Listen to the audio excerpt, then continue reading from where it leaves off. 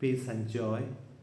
അസിസിലെ Francis San Damiano ദേവാലയത്തിൻ്റെ പണി പൂർത്തീകരിച്ചുകൊണ്ട് ഇരിക്കുകയാണ്. ദേവാലയം അതിൻ്റെ പണിയുടെ അവസാന ഘട്ടത്തിലേക്ക് എത്തി. ഫ്രാൻസിസിൽ സംഭവിക്കുന്നത് ദൈവം ഫ്രാൻസിസിനെ പണിതുകൊണ്ടിരിക്കുകയായിരുന്നു. നമ്മൾ നോക്കുമ്പോൾ ഫ്രാൻസിസ് ദേവാലയം പണിയുന്നു, പക്ഷേ ദൈവം ഫ്രാൻസിസിനെ പണിതുകൊണ്ടിരിക്കുകയായിരുന്നു.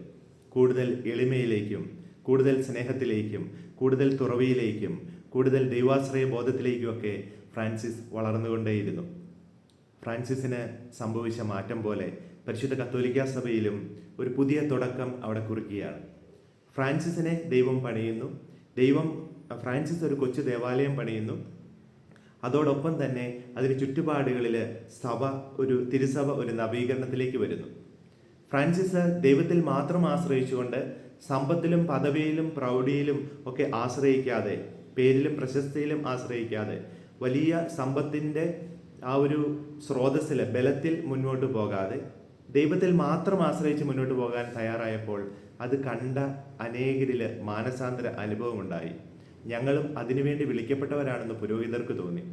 സമർപ്പണം കൂടുതൽ ക്രിസ്തുവിൻ്റെ പരിപാലനയിലേക്ക് ഉള്ള ചേർന്ന് നിൽക്കലാണ് എന്നുള്ളത് സന്യസ്തർക്ക് തോന്നി.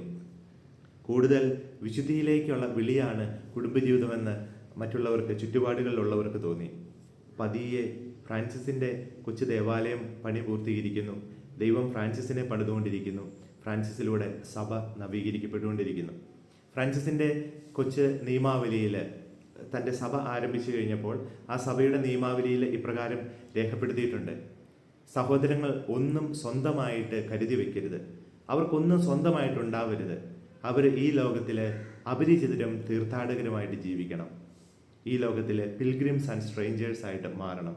നമ്മുടെ ഈ സീരീസിൻ്റെ ടൈറ്റിൽ നമ്മൾ ഇട്ടിരിക്കുന്ന പിൽഗ്രിംസ് ആൻഡ് സ്ട്രേഞ്ചേഴ്സ് എന്നാണ്. ഇത് ഇവിടെ നിന്നാണ് വരുന്നത്. ഈ ലോകത്തിൽ നമ്മളൊരു അപരിചിതരാണ്. നമ്മളൊരു നാട്ടിലേക്ക് സന്ദർശനത്തിന് ചെല്ലുന്നത് അവിടെ സ്ഥിരതാമസമാക്കുന്നതിന് വേണ്ടിയിട്ടല്ല. ഒരു തീർത്ഥാടന കേന്ദ്രത്തിലേക്ക് നമ്മൾ പോകുന്നത് അവിടെ സ്ഥിരമായിട്ട് കൂടാരത്തിൽ വസിക്കുന്നതിന് വേണ്ടിയിട്ടല്ല. മറിച്ച് ഒരു ആത്മീയ അനുഭവം ആർജിച്ചുകൊണ്ട് നമ്മൾ ഉന്നതമായ ലക്ഷ്യത്തിലേക്ക് തിരികെ പോരുകയാണ്. ഒരു തീർത്ഥാടകൻ തീർത്ഥാടന സ്ഥലത്ത് ചെല്ലുന്നു, തിരികെ അവൻ്റെ ഭവനത്തിലേക്ക് മടങ്ങി വരുന്നു. ഈ ഭൂമി ഒരു തീർത്ഥാടന സ്ഥലമാണ്. ഇവിടം നമ്മൾ വെറുതെ സന്ദർശിക്കാൻ വന്നതാണ്. അതുകൊണ്ട് ഇവിടെയുള്ളതെല്ലാം ആർജിച്ചെടുക്കാൻ നോക്കേണ്ട. ഇതിനേക്കാൾ മനോഹരമായൊരു ഭവനം നമ്മളെ കാത്തിരിപ്പുണ്ട്. അവിടേക്ക് നമ്മൾ ഈ ഒരു ആത്മീയ അനുഭവമായിട്ട് മടങ്ങി ചെല്ലണം. We are pilgrims and strangers in this world.